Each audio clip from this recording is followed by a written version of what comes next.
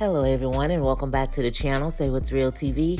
This review is for Tyler Perry's Zatima, Season 2, Episode 15, Moments of Clarity.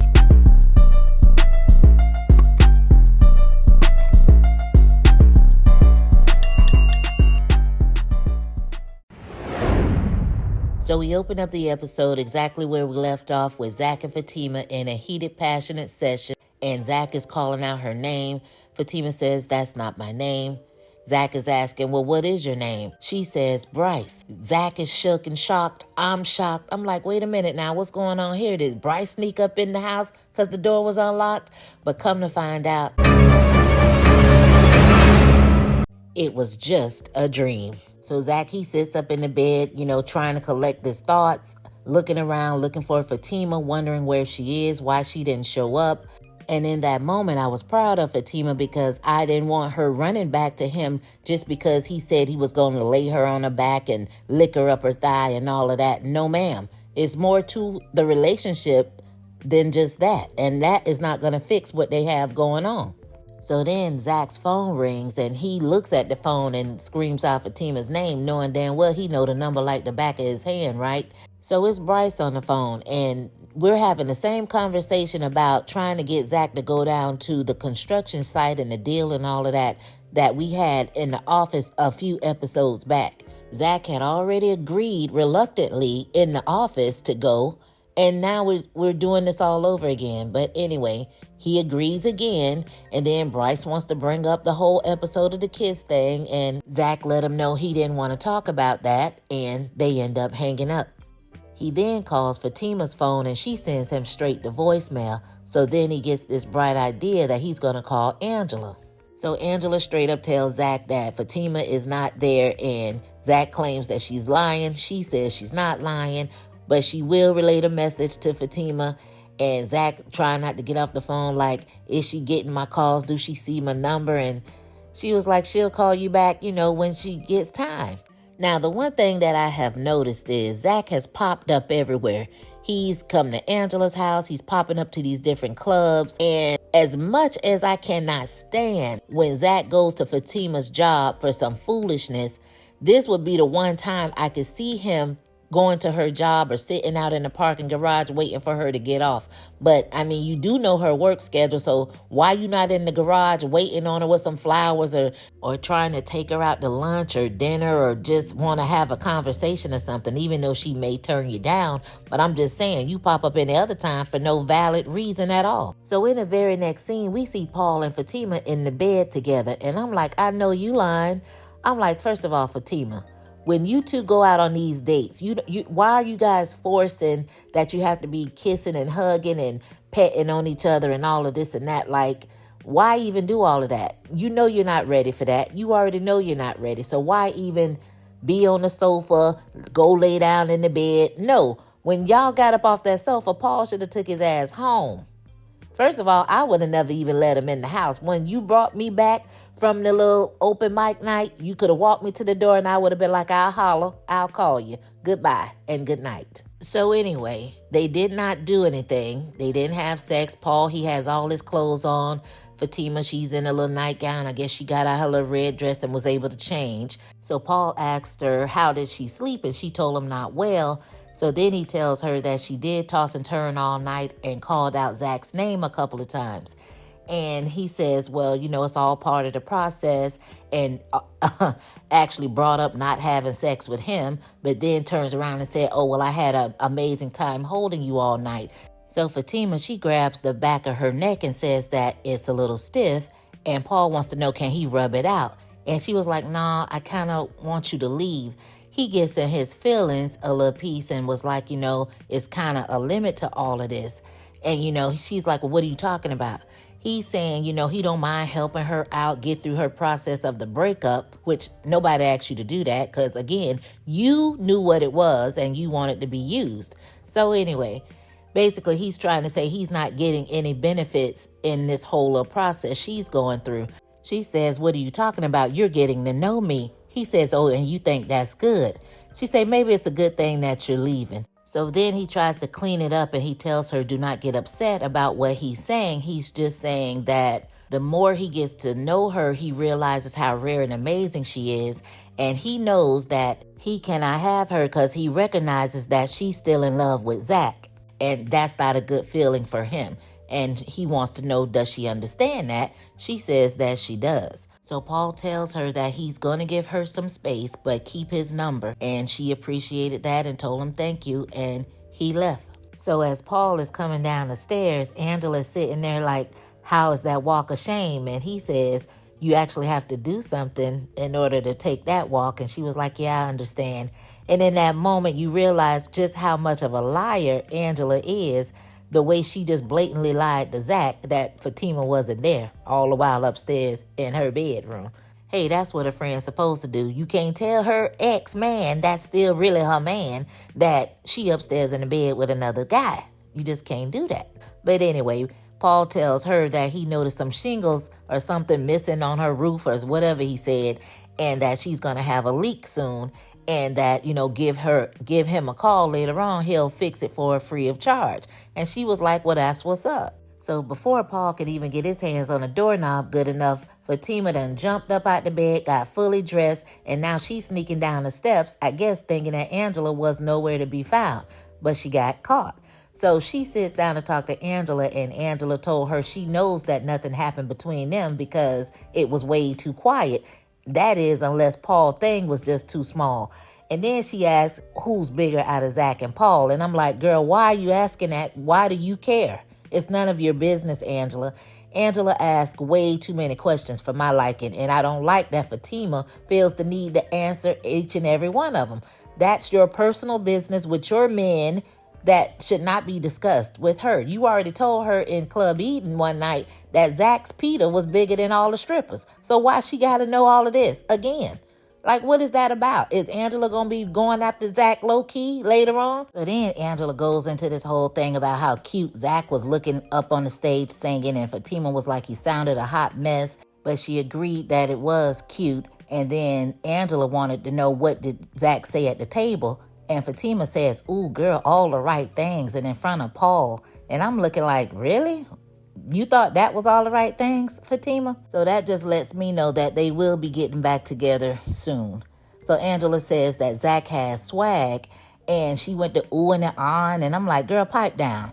And Fatima says, so when you got onto this little Zach train, and she says she never really been on or off the train. So Angela asks her if she's going to see Paul again, and the bottom line, although Paul looks good and his body is this and that and the other, he's just not Zach. He doesn't fit when they cuddle, and he can't kiss. So Angela, she brings up Bryce, and her and Fatima go back and forth about whether or not she's going to take him back. So Fatima told her once her furniture was back in her apartment that Angela basically can get her freak on or hide her freak or whatever she said. So Fatima gets up to leave and says she's going to check on her things, I guess the stuff that's in storage, and advises Angela just to go ahead and call Bryce. Angela claims she's not going to do that, and Fatima told her, yeah, girl, you know you're going to call him. Go over there to Zach's house, and Nate and Tony, they come over there, and Nate wanted to let Zach know that he was at Belinda's house, and he found out for sure that she was the one that set up the fake profile of Fatima. So Nate, he called himself apologizing and says he doesn't know why he always attracting loose screws. I'm like, well, maybe because you a loose screw?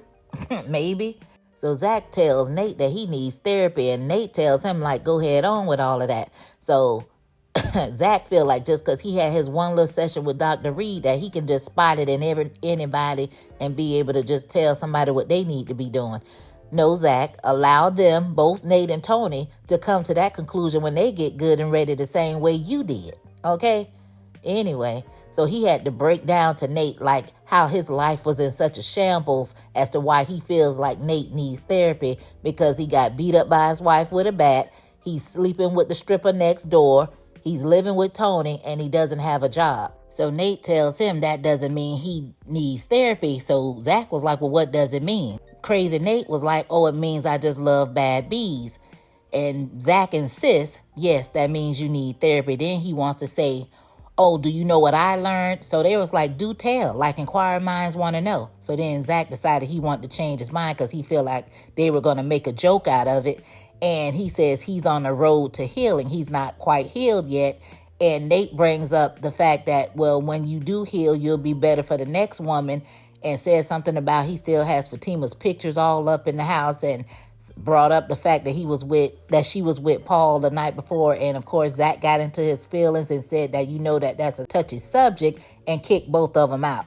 So we go over there to Belinda's house, and Angela comes over there and confronts her about the profile and says that she heard that it was on her computer. Now, to me, it's not clear how Angela found out that Belinda had it on her computer. How would she have known that? So Angela, she starts demanding that Belinda show her the computer, and she was like, no, how would you know that? And then she thought about it, and she was like, oh, it was him, talking about Nate came over there and had sex with her and basically must have gone back and ran his mouth. So Angela was like, oh, so you did do it. So Angela told her that was some low down dirty mess she done pulled. And she was like, I'm sorry, what, you choosing her over me? Angela told her, I'm choosing right over wrong. Now I need you to take it down. Take the profile down. And she was like, I will. I don't know. I just be doing crazy stuff. I be on that ish. And she said, what ish? She first lied and said it was weed, and then turned around and said she be on some kind of shrooms. I'm like, you sure, girl? So Angela insists that she takes the profile down, and she says she will, and that she just doesn't want her to tell Fatima. Angela told her she already knows. So Angela tells her that she's done. So I don't know if that meant she's done with her as a friend, or she was done talking for the moment. I don't know. But she ended up leaving, Belinda standing there asking her, do she want a drink? And now worried about if Fatima gonna shoot her or not. So we go over there to the law firm, and Fatima gets called into the receptionist area where she has been served with the paperwork where Deja is suing her. So Angela, she comes in, and Fatima is telling her it's the stripper girl that she beat up, out of the hot tub, this and that and the other. And she's asking about the attorney that's on the paperwork. So Angela says that he's a slip and fall guy, and that she's seen him on TV. And while discussing that, that's when Fatima's mom, Mona, walks up. So Angela, she leaves. So Mona, she notices that Fatima is looking stressed out, and Fatima says it's just work related. So I noticed she didn't tell her mom she was being sued, but I guess she didn't want her mama to know she was running around there beating people up. So Fatima says that she was surprised that her mom wanted to take her to lunch. And Mona said, well, we used to do it all the time. And Fatima told her, yeah, and when we did, you always had something that you wanted to say. And Mona played it off and was like, I just came here to check on my beautiful daughter. So Fatima went and got her things so they can head on out. So we head over there to the construction site, and we see Zach, and he's getting a phone call. And when he answers, he's like, who is this? And it's Mr. Henry talking about, this is your father-in-law. And Zach is like, who? I thought it was cute, but, Zach, like, who is this? So basically, Mr. Henry called him because he was inviting Zach to come over to their house because he told him and his wife had a conversation, and Mona said she wanted to apologize.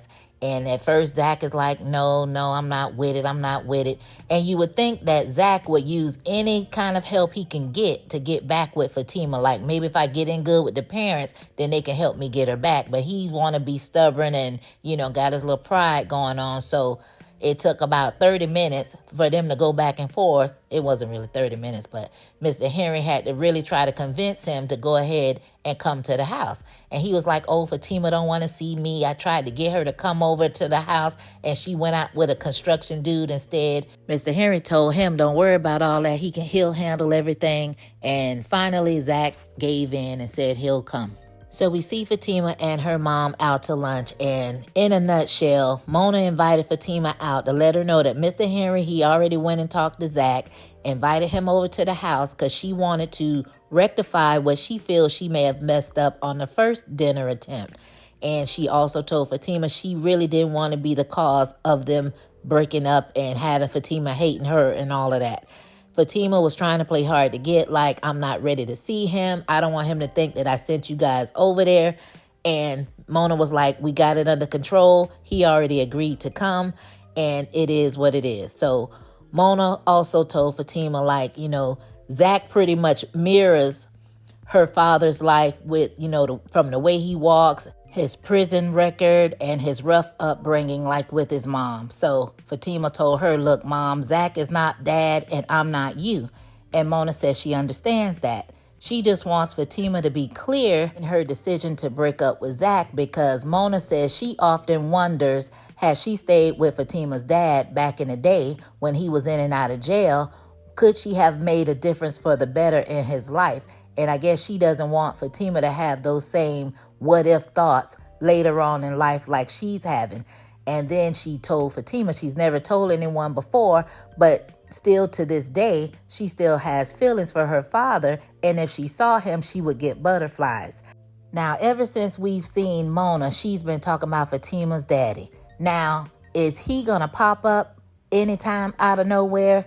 I mean, her telling us she got all these feelings for him. Is this foreshadowing for him popping up and then causing some type of friction between Mona and Mr. Henry? Like, we do love us some Mr. Henry now. We do like him, but we also would love to see who Fatima's daddy is. So what's going on with always talking about her dad? Are we going to see her daddy or not? After all of that, Mona finally convinces Fatima to agree to come to dinner and told her she will cook all of her favorites. Fatima told her she knows she's just going to order out, and Mona told her, hey, at least it'll be your favorites. So we head back over there to the construction site where we see Shady Val and Bryce meet up with Zach. And, they greet each other, and Zach basically just let Val know, look, we don't have it. We don't have the funds. Bryce trying to convince Val like, they got options, this and that and the other. Zach looking like, I don't have no options. So Val, she done got a little attitude like, look, y'all two need to get y'all ish together. Like, I got other people that want to see this, and, y'all just have to figure it out. So Val says, honey, can I talk to you? And the person that she's talking to turns out to be Paul. And of course, all mouths drop open. Zach standing there looking like, you mean to tell me this mofo is married? And the episode ends there. Wow. Now, who would have ever thought that Shady Val and Paul were married? What did you guys think of this particular episode? Drop down in the comments and let me know what your thoughts are. As always, you guys, thanks for watching. Thanks for listening. And I'll catch you on episode 16. Peace.